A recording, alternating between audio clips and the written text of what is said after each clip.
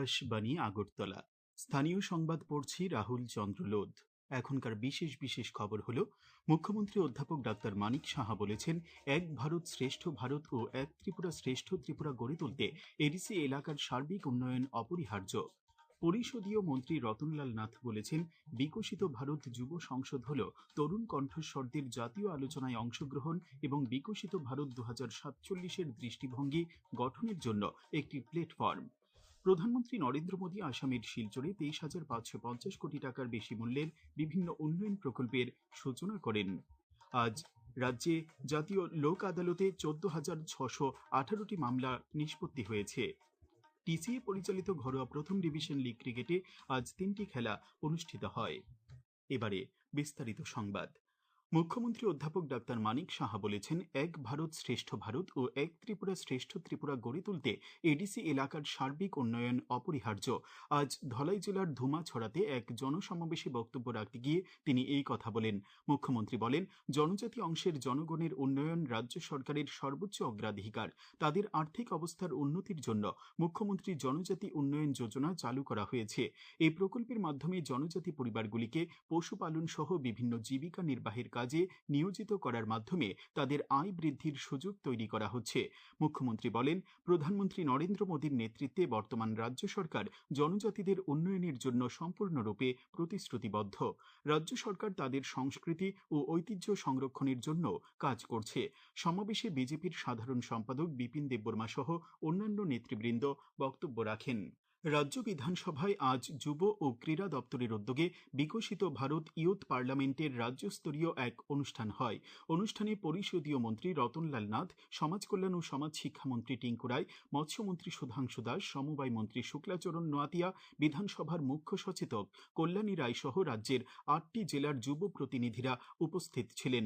পরিষদীয় মন্ত্রী শ্রীনাথ বলেন, বিকশিত ভারত যুব সংসদ হল তরুণ কণ্ঠস্বরদের জাতীয় আলোচনায় অংশগ্রহণ এবং বিকশিত ভারত 2047-এর দৃষ্টিভঙ্গি গঠনের জন্য একটি প্ল্যাটফর্ম। তিনি বলেন, এটি নেতৃত্ব, নাগরিক অংশগ্রহণ এবং নীতিগত আলোচনাকে উৎসাহিত করে, যা শিক্ষার্থীদের গুরুত্বপূর্ণ জাতীয় বিষয়গুলিতে আলোচনা করতে সক্ষম করে। অনুষ্ঠানটি পরিচালনা করেন বিধানসভার উপাধ্যক্ষ রামপ্রসাদ পাল। উল্লেখ্য, অনুষ্ঠান থেকে নির্বাচিত প্রতিনিধিরা আগামী দিনে সংসদে তাদের মতামত ব্যক্ত করবেন। আজকের অনুষ্ঠানের মূল ভাবনা ছিল কেন্দ্রীয় বাজেট 2026-27। প্রদেশ কংগ্রেস সভাপতি আশিস কুমার সাহা জানিয়েছেন, আসন্ন এডিসি নির্বাচনে জাতীয় কংগ্রেস এককভাবে প্রতিদ্বন্দ্বিতা করবে। আজ আগরতলায় তিনি সাংবাদিকদের এই কথা জানান। তিনি জানান, এডিসি নির্বাচনের প্রস্তুতি নিয়ে আজ একটি সাংগঠনিক বৈঠক অনুষ্ঠিত হয়। কংগ্রেসের প্রার্থী তালিকা খুব শীঘ্রই ঘোষণা করা হবে। বৈঠকে বিধায়ক বীরজিৎ সিনহা সহ অন্যান্য নেতৃবৃন্দ উপস্থিত ছিলেন। আগামী 16ই মার্চ ত্রিপুরা গ্রামীণ ব্যাংকের ধর্মঘট পালন করবে। ব্যাংকের স্বীকৃত সমস্ত ইউনিয়ন যৌথভাবে জয়েন্ট ডেভেলপমেন্ট ফোরাম এর ব্যানারে 10 দফা দাবি আদায়ের লক্ষ্যে এই ধর্মঘটের ডাক দিয়েছে। উল্লেখযোগ্য দাবিগুলির মধ্যে রয়েছে 12তম দ্বিপাক্ষিক বেতন চুক্তির পূর্ণাঙ্গ বাস্তবায়ন, এসকে মিত্র কমিটির সুপারিশ অনুযায়ী পর্যাপ্ত কর্মী নিয়োগ, ক্যালেন্ডারের হিসেবে বেশি দূরে নেই প্রবল দাবদাহে নাজেহাল করে তোলা গ্রীষ্মকাল।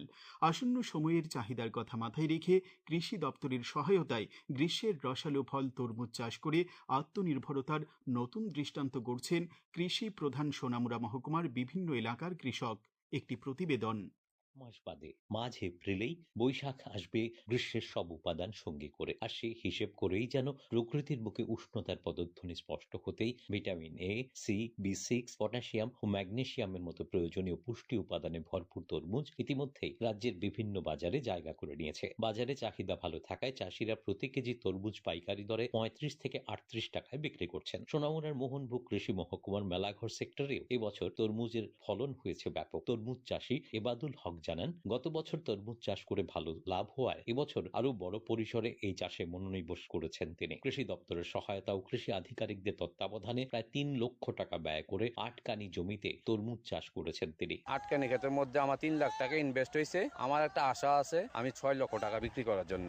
আর আমাদের মেন উদ্দেশ্য হইলো মেলাঘর এগ্রিকালচার থেকে আমাদের যে উৎসাহ করছে, গত বছরও আমাদেরকে বীজ কেনার জন্য এটা 25,000 টাকা করে একটা স্কিম দিয়েছে। এই বছরও আমাদের আমাদেরকে গভর্নমেন্ট আমরাকে টাকা দিয়েছে। লাস্ট আমি 38 টাকা করে দিয়েছি। এদিকে বীজ বপন থেকে উৎপাদন পর্যন্ত কোথাও কোনো সমস্যা রয়েছে কিনা তা খতিয়ে দেখতে নিয়মিত চাষীদের ক্ষেত পরিদর্শন করছেন কৃষি আধিকারিকরা। কৃষি দপ্তরের সেক্টর অফিসার সুব্রত দেবনাথ জানিয়েছেন, বীজ কেনার জন্য দপ্তরের MIDH প্রকল্পে হেক্টর প্রতি 25,000 টাকা এবং পোকামাকড়ের হাত থেকে ফসল রক্ষার জন্য আত্মা প্রকল্পের আওতায় স্টিকি পেপার কেনার জন্য 6,000 টাকা করে দেওয়া হয়েছে তরমুজ চাষীদের। এখানে তরমুজের জন্য যে স্কিম আছে, যে MIDH স্কিম আছে, ওই স্কিমের আন্ডারে বীজ কেনার জন্য প্রতি হেক্টর প্রতি 25,000 টাকা করে ধরা আছে। সেই স্কিম থেকে ওনাদের হেক্টর প্রতি 25,000 টাকা দেওয়া হয়েছে। এর কৃষি দপ্তরের আহ্বানে লাভজনক এই তরমুজ চাষে কৃষকদের সাড়া পাওয়া গেলে প্রযুক্তি পরামর্শ, কৃষি দক্ষতা, অভিজ্ঞতার মিশেল যে কামাল করে দেখাতে পারে মাঠ ভরা তরমুজ যেন তারই প্রমাণ। সোনামুড়া থেকে অভিজিৎ বর্ধনের প্রতিবেদন, সংবাদ কক্ষ থেকে সুমন ভট্টাচার্য, আকাশবাণী, আগরতলা। এই খবর আপনারা শুনছেন আকাশবাণীর আগরতলা কেন্দ্র।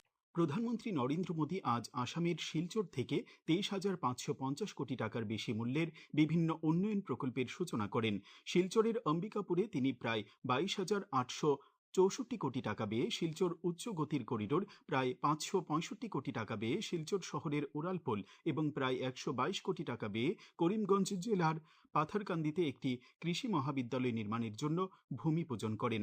অনুষ্ঠানে প্রধানমন্ত্রী বলেন, দক্ষিণ আসামের বরাক উপত্যকা ভারতকে দক্ষিণ পূর্ব এশিয়ার সঙ্গে যুক্ত করার একটি গুরুত্বপূর্ণ সেতু হিসেবে গড়ে উঠছে। তিনি বলেন, বর্তমানে উত্তর পূর্বাঞ্চল ভারতের অ্যাক্ট ইস্ট নীতি বাস্তবায়নে অগ্রণী ভূমিকা পালন করছে। পরিকাঠামো উন্নয়নের প্রসঙ্গে প্রধানমন্ত্রী বলেন, শিলচর শিলং উচ্চ গতির করিডোর তৈরি হলে এটি উত্তর পূর্বাঞ্চলের প্রথম নিয়ন্ত্রিত প্রবেশাধিকার সম্পন্ন উচ্চ গতির এক্সপ্রেস সড়ক হবে।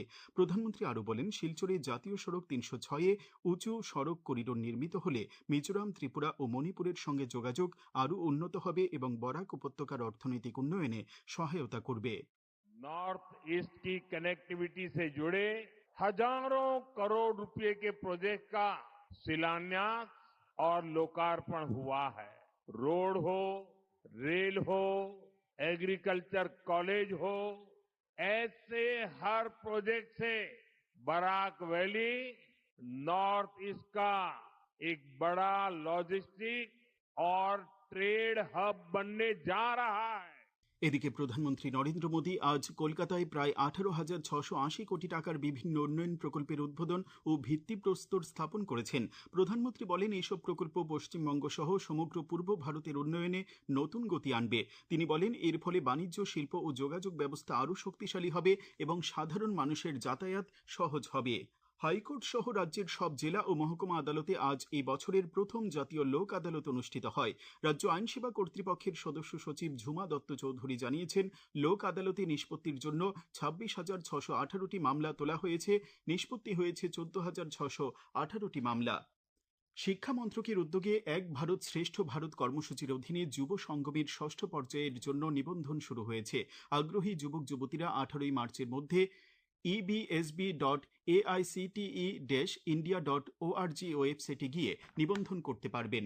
ত্রিপুরা ক্রিকেট অ্যাসোসিয়েশন পরিচালিত ঘরোয়া প্রথম ডিভিশন লিগ ক্রিকেট প্রতিযোগিতার আজ 3টি খেলা হয়। নরসিংগড়ের পিটিএ মাঠে অনুষ্ঠিত খেলায় চলমান সংঘ 1 উইকেটে মৌচাক ক্লাবকে, টিআইটি মাঠে পোলস্টার ক্লাব 12 রানে ওল্ড প্লে সেন্টারকে এবং এমবিবি স্টেডিয়ামে কসমোপলিটন ক্লাব 139 রানে ইউনাইটেড বিএসসিকে পরাজিত করে। আগামীকাল রাজ্যের সবকটি জেলায় বজ্রবিদ্যুৎ সহ বৃষ্টিপাতের সতর্কতা জারি করেছে আবহাওয়া দপ্তর। দিনের সর্বোচ্চ তাপমাত্রা 32 ডিগ্রি সেলসিয়াস এবং সর্বনিম্ন 22 ডিগ্রি সেলসিয়াসের কাছাকাছি থাকতে পারে। আজ দিনের সর্বোচ্চ তাপমাত্রা ছিল 32.2 ডিগ্রি সেলসিয়াস এবং সর্বনিম্ন 21.7 ডিগ্রি সেলসিয়াস। শেষ করার আগে খবরের বিশেষ অংশগুলি আরেকবার পড়ছি। মুখ্যমন্ত্রী অধ্যাপক ডাক্তার মানিক সাহা বলেছেন, এক ভারত শ্রেষ্ঠ ভারত ও এক ত্রিপুরা শ্রেষ্ঠ ত্রিপুরা গড়ে তুলতে এডিসি এলাকার সার্বিক উন্নয়ন অপরিহার্য। পরিষদীয় মন্ত্রী রতনলাল নাথ বলেছেন, বিকশিত ভারত যুব সংসদ হল তরুণ কণ্ঠস্বরদের জাতীয় আলোচনায় অংশগ্রহণ এবং বিকশিত ভারত 2047-এর দৃষ্টিভঙ্গি গঠনের জন্য একটি প্ল্যাটফর্ম। প্রধানমন্ত্রী নরেন্দ্র মোদী আসামের শিলচরে 23,550 কোটি টাকার বেশি মূল্যের বিভিন্ন উন্নয়ন প্রকল্পের সূচনা করেন। রাজ্যে আজ জাতীয় লোক আদালতে 14,618টি মামলা নিষ্পত্তি হয়েছে। টিসিএ পরিচালিত ঘরোয়া প্রথম ডিভিশন লিগ ক্রিকেটে আজ 3টি খেলা অনুষ্ঠিত হয়। স্থানীয় সংবাদ আজকের মতো এখানেই শেষ হলো। পরবর্তী বাংলা স্থানীয় সংবাদ প্রচারিত হবে আগামীকাল সকাল 7টা।